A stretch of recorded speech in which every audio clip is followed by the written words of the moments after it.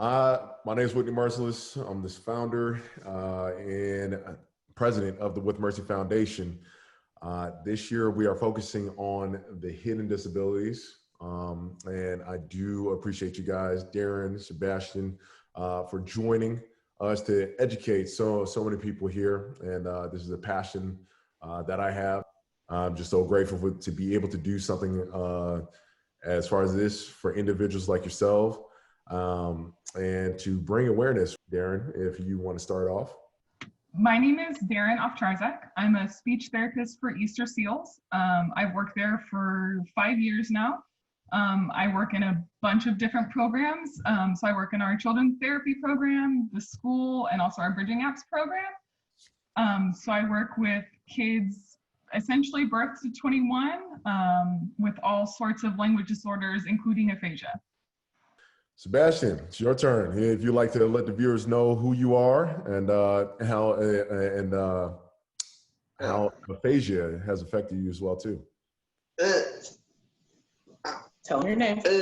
Tell me your name first. So, even though I'm in my chair, I can not do everything on my own, but it's helped me make so many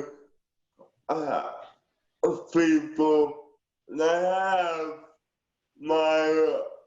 some people may have my disability. What he's asking you is, how has it affected you? How is the aphasia affected you? He has cerebral palsy. He's 17.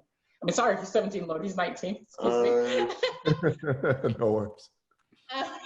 Anyway, and it's affected him with his speech and his movement, the movement of his body. He understands really well. He does tend to go like when you're asking him questions, go off on tangents sometimes and keep going. But he understands everything you're saying, but it's affected his delay, as you can see, and his body movement. Exactly. Yeah. All right, well, let's go ahead and dive into the questions. All right, so the question is, what is aphasia? So aphasia is a language delay or a language disorder that is caused by some kind of trauma in the brain. So a lot of people think of this as maybe a grandparent that had a stroke, some trauma after a car crash, even an infection in the brain.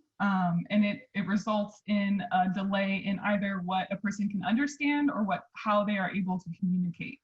And Sebastian, would love to ask you, as far as, well, obviously, you know exactly what aphasia is, and how is it, affecting you on a day-to-day basis right now?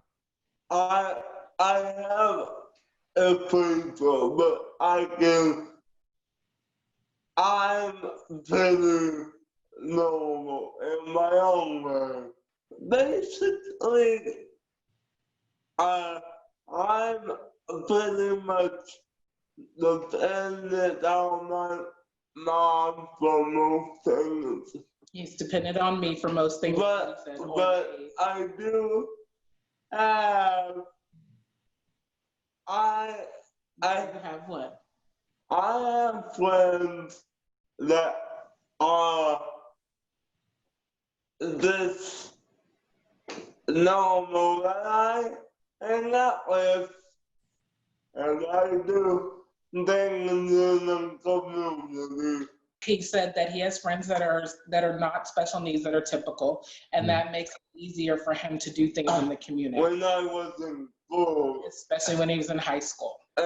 But maybe you can tell him that it's affected your opportunity to go to college, though. College was not in the cards for me. Yeah. As I would say. He said college wasn't in the cards for him. Because of the way my aphasia shows, I can't really. Because of the way his disability shows? Because he requires someone.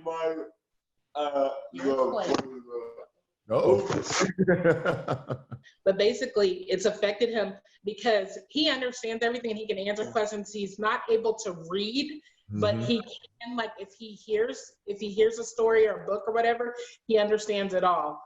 Also, another question for you while we're into it. Has this affected you in making friends or how people perceive you? Making friends with them is not something I struggle with. Making friends is not something he struggles with. He's blessed because he's able to communicate, and his friends have learned, and he'll switch up words. Like if you don't understand him, he'll change it up. So that's made it really a lot easier for him in the community, as far as that goes. Okay, he wants to talk and wants me to shut up. So I'm just going. Go ahead, Sebastian. Go ahead, take it over. Come on now. I have normal friends that I can't hang out with right now, but I have. Have you ever had problems meeting people though? Have you ever had problems meeting people? No, I just have a way of making people, and I find them.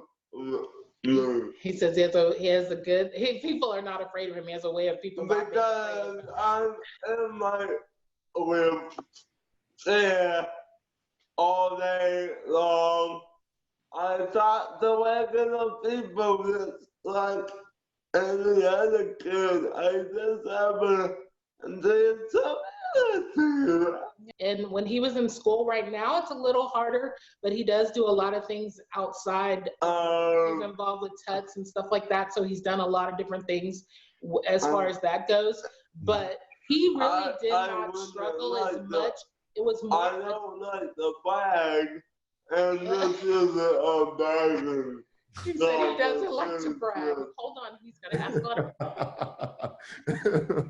He's saying like he hasn't struggled a lot with friends, but I will say that adults are usually the problem more than young people, because young people just want to know what is wrong, because this Sebastian doesn't have like upon first glance anything that looks different from anybody else. Most kids just ask him like, what's wrong with your legs? Because he's been in a wheelchair since he was 1.5. But adults are the ones that are like, get away from him. Don't ask him a bunch of questions. If kids ask their parents questions, they don't want to answer them. So that's what I would say more for him. When he's by himself, he has no problems, honestly, making friends. He does a really good job. So let him ask the next question.